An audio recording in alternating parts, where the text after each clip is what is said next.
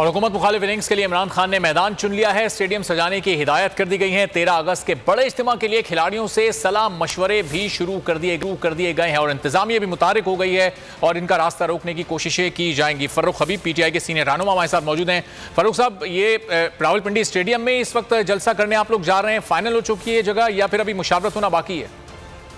देखें, अभी तो ये रावलपिंडी स्टेडियम जो है, यहाँ पर अभी प्रोग्राम है हमारा 13 अगस्त का जो है वो जलसा करने का, और भी भरपूर मैं समझता हूँ कि अवामी ताकत का जो है वो मुजाहरा किया जाएगा और ये एक नज़र आ जाएगा कि पाकिस्तान की अवाम इस इम्पोर्टेड हुकूमत से, इन लुटेरों से, डाकुओं से नजात चाहते हैं और फौरी तौर के ऊपर पाकिस्तान की अवाम जो है वो फौरी फिलफोर नए और साफ और शफाफ इंतखाबात चाहते हैं।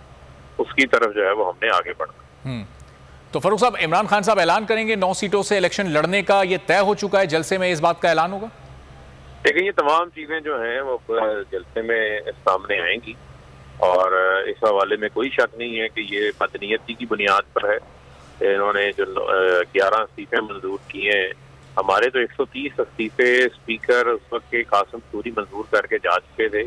जो इलेक्शन कमीशन को भेजे थे वो 130 के 30 मंजूर होने चाहिए, लेकिन चूंकि एक गठजोड़ नजर आता है इलेक्शन की जानिब से, वो 130 इस्तीफे मंजूर नहीं किए गए।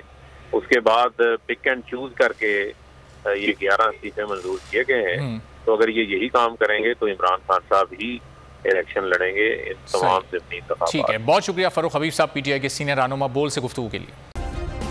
सब्सक्राइब करें और बेल दबाएं ताकि कोई खबर रह न जाए।